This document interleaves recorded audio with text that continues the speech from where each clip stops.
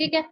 Improve कैसे करता है ये आपका इम्प्रूव आपकी परफॉर्मेंस, कि जो आपका जावा मॉड्यूल सिस्टम है, कि उसके अंदर आपका मेमोरी भी कम लगेगी और टाइम भी कम लगेगा, क्योंकि हमने क्या करा, एक प्रोसेस को अपने मॉड्यूल्स के अंदर, उसको मॉड्यूल्स के अंदर डिवाइड करेंगे, अलग अलग मॉड्यूल्स के ऊपर वर्क करेंगे, अलग अलग यूनिट्स के ऊपर वर्क करेंगे, तो हमारा टाइम भी कम लगेगा, मेमोरी भी कम लेगा। ठीक है, तो हमारी परफॉर्मेंस भी इंप्रूव होती है इससे। और क्या होता है, आइसोलेशन एंड सिक्योरिटी प्रोवाइड करता है हम हमको ये, अनऑथराइज्ड एक्सेस से बचाता है। ठीक है। स्केलेबिलिटी प्रोवाइड करता है, इजीली हम इसको मेंटेन कर सकते हैं, कोई एरर आ तो उसको इजीली हम कर सकते हैं, या इसके अंदर हमें कोई न्यू फंक्शनैलिटी ऐड करनी है तो हमको भी ऐड कर सकते हैं इसके अंदर। ठीक है। तो मॉड्यूल से ये फायदा कि हमारा वर्क जो है, जो हमें एप्लीकेशन बनानी है या जो प्रोजेक्ट बनाना है, मॉड्यूल्स के थ्रू हमारा इजी हो जाए, कि हम अलग अलग यूनिट के ऊपर, अलग अलग मॉड्यूल्स के ऊपर वर्क कर, और उसका डायग्राम, लाइक हमने एक प्रोजेक्ट बना। ठीक है, फिर हम तीन वाला ये बॉक्स वाला डायग्राम देखेंगे। ठीक है, तो हमारे ने एक दो मॉड्यूल्स बनाए इसके। ठीक है, पहला एक जावा पैकेज वाला मॉड्यूल है, उसके अंदर काफी सारे पैकेजेस है। एक दूसरा मॉड्यूल है, उसके अंदर भी काफी सारे जावा के पैकेजेस हैं, फाइल्स वगैरह है, क्लासेस हैं, ऑब्जेक्ट्स होते हैं, इसी तो हमारा पूरा प्रोजेक्ट बनता है। मॉड्यूल के अंदर भी काफी सारे मेथड्स होते हैं, इंटरफेसेस, क्लासेस, फंक्शंस होता है काफी सारे मॉड्यूल के अंदर। ठीक है, तो जब हम किसी एक प्रोजेक्ट को हम डिफरेंट डिफरेंट मॉड्यूल्स के अंदर डिवाइड, तो हमारा इजी हो जाता है वर्क, जब हम उनको बाद में कंबाइन करके एक जगह पूरा पूरा प्रोजेक्ट और एक सॉफ्टवेयर बना देते हैं। ठीक है, अब इसका एक और एग्जांपल देखते हैं हम, कि हमारा एक सर्विस इंटरफेस है जहाँ से हम अपना मेन वर्क कर रहे हैं। एक प्रोवाइडर है, इसके अंदर जो प्रोवाइड कर रहा है आपको काम, तो वो कैसे प्रोवाइड करेगा, थ्रू द सर्विस इंटरफेस के थ्रू। ठीक है। एक सर्विस लोडर है, जो सर्विसेज लोड कर रहा है। ठीक है, तो वो कहाँ सर्विसेज लोड कर रहा है, प्रोवाइडर में लोड कर रहा है। प्रोवाइडर वो सर्विसेज कैसे प्रोवाइड कर रहा है, थ्रू दी सर्विस इंटरफेस के। ठीक है। कंज्यूमर क्या कर रहा है, तो कैसे यूज कर रहा है, consumer through the service interface के थ्रू यूज कर रहा है। तो ये आपके डिफरेंट मॉड्यूल्स है, एक मॉड्यूल बनाया हमने सर्विस इंटरफेस, एक मॉड्यूल हमने बना दिया प्रोवाइडर, एक मॉड्यूल हमारा सर्विस लोडर हो गया, एक मॉड्यूल हमारा कंज्यूमर वाला। ठीक है, तो ये सारे के सारे आपस में, अब देखो आप रिलेट कर, आपस में क्या कर रहे हैं, हमने सबको क्या कर दिया, बंडल कर। ठीक है। तो लाइक हम कोई वेबसाइट देखते हैं, उसके अंदर हमारे पास क्या होता है, सर्विस पूरा पूरा हमें वो इंटरफेस दिखाए दिख रहा होता है। ठीक है, तो उसके अंदर एक प्रोवाइडर भी होता है। कंज्यूमर कौन है, जो हम कंज्यूम कर रहे हैं, उस प्रोडक्ट को हम ले रहे हैं। ठीक है। सर्विसेज वो प्रोवाइड कर रहे हैं, जो हमारा प्रोवाइडर है वो क्या कर रहा है, सर्विसेज प्रोवाइड कर रहा है हमको। एक तो सर्विस लोडर भी होगा, जो उसके अंदर पूरा का पूरा सारा आइटम शो करता है हमको, उसका डिस्क्रिप्शन शो करता है, फोटो दिखा रहा है हमको। एक तो वो भी काम कर रहा है, मार्केट से इंफॉर्मेशन गेन करके लेकर आते हैं, उसके अंदर शो करते हैं। रिटेलर्स वगैरह आते हैं, होलसेलर्स उसके अंदर आते हैं काफी सारे। ठीक है, तो एक सर्विस लोडर हो गया, इसमें तो सर्विस सारी लोड कर।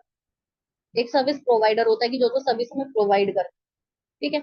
और जो सर्विस प्रोवाइड कर रहा है, प्रोवाइडर और कंज्यूमर के बीच में कौन वर्क करता है, आपका सर्विस इंटरफेस काम करता है, यूजर के और प्रोवाइडर के बीच। ठीक है, तो आपका पूरा का पूरा ये ऐसे हो।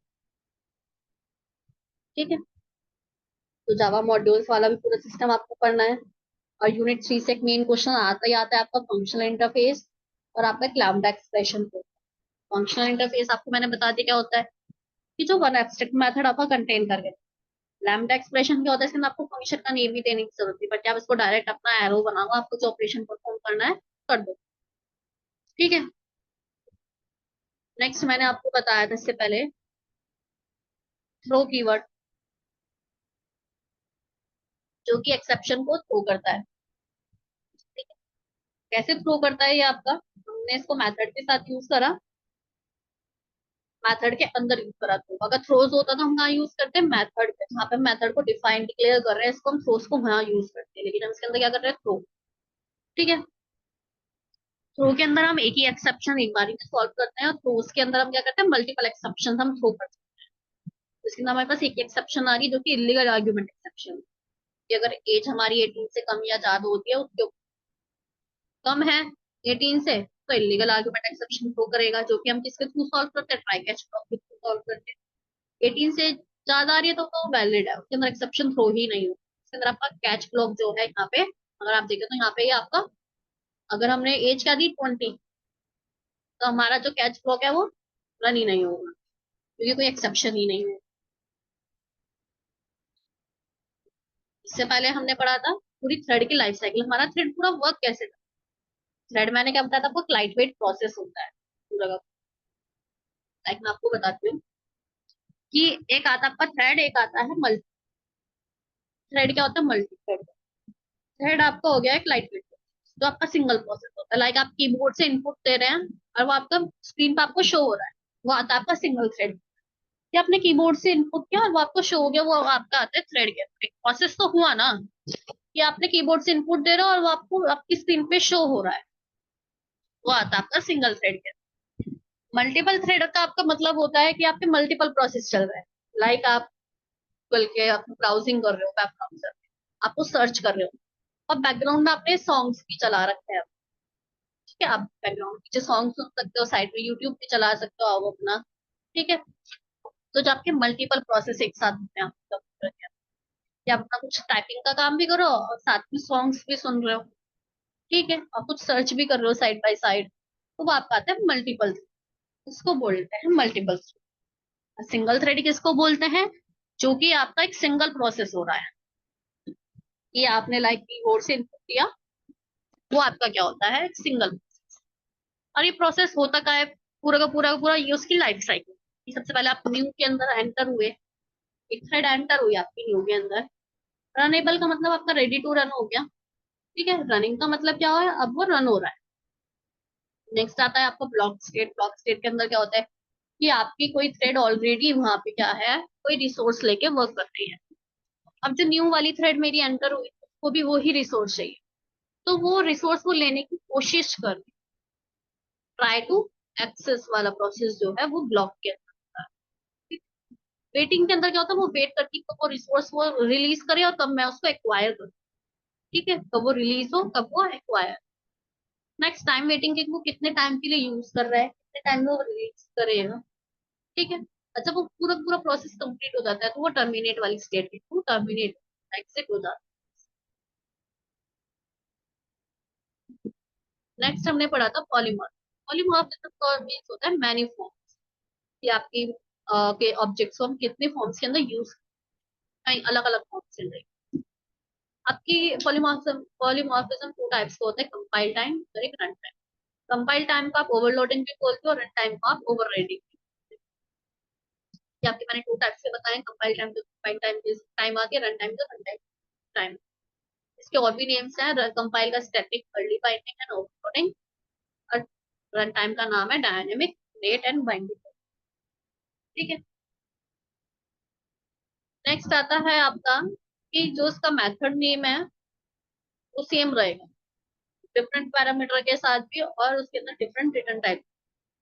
लेकिन रन टाइम में आपका क्या होगा, मेथड नेम भी सेम हो सकता है, पैरामीटर्स भी सेम होते हैं, और आपका रन टाइम भी जो है, रिटर्न टाइप भी जो है वो सेम हो सकता है। कंपाइल टाइम में आपका क्या होता है, फास्ट एग्जीक्यूशन होता है, रन टाइम में आपका स्लो एग्जीक्यूशन। कंपाइल टाइम आपका लेस फ्लेक्सिबल होता है और रन टाइम आपका और फ्लेक्सिबल।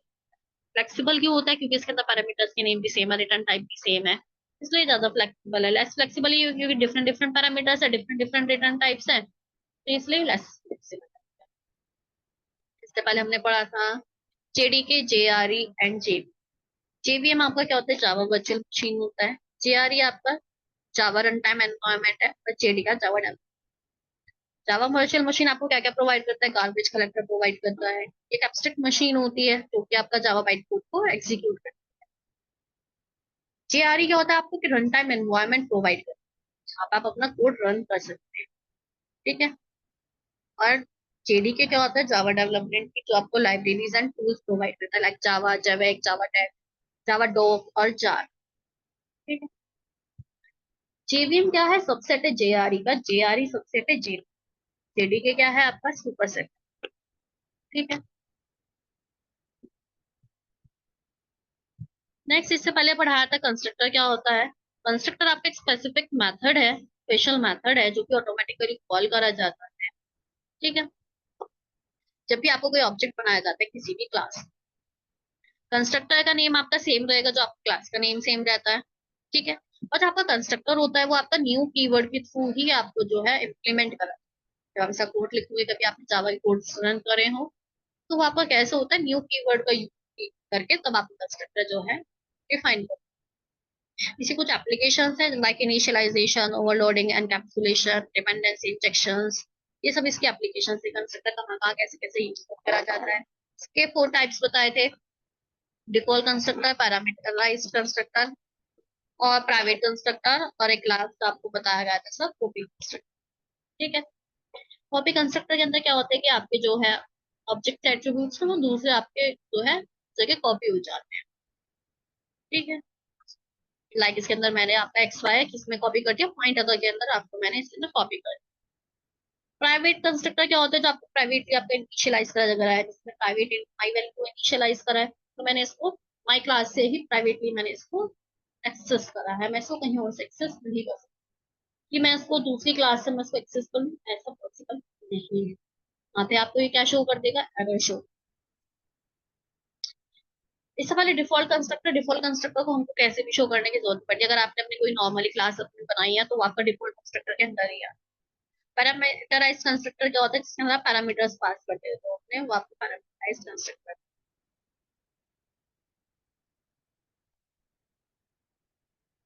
ठीक है। इससे पहले हमने सारे 2 मार्क्स के क्वेश्चंस देखे थे ये सब। ठीक है। तो आपको सारे अब अपने एग्जाम की तैयारी बहुत अच्छे से प्रिपेयर करनी है, और ये सारे क्वेश्चंस आप बहुत अच्छे से अपने प्रिपेयर कर लें। ठीक है। JRE, JDK, polymorphism, compile time, run time polymorphism. ठीक है। थ्रेड लाइफ साइकिल, ये थ्रेड लाइफ साइकिल आपका जरूर आता है एग्जाम में 100%। इसका डायग्राम भी अच्छा है। ठीक है। सारे इंपॉर्टेंट इंपॉर्टेंट क्वेश्चंस मैंने आपको सारे करा दिए हैं। आप जितना अच्छी तैयारी इसकी कर लेंगे उतना अच्छा आपका एग्जाम जाएगा। ठीक है। और आपका एक जावा मॉड्यूल सिस्टम है जिसके अंदर हम क्या करते हैं, किसी भी प्रोजेक्ट को मॉड्यूल के अंदर डिवाइड करके अपना हो सकता है, तो हमारा वो क्या होता है, इजी हो जाता है। ओके। Thank you class. आपके एग्जाम्स हैं तो अच्छे से प्रिपेयर करें। ज्यादा टाइम नहीं रह गया, पढ़ाई में अपना पूरा पूरा टाइम पढ़ाई में लगाएं। ओके। Thank you class.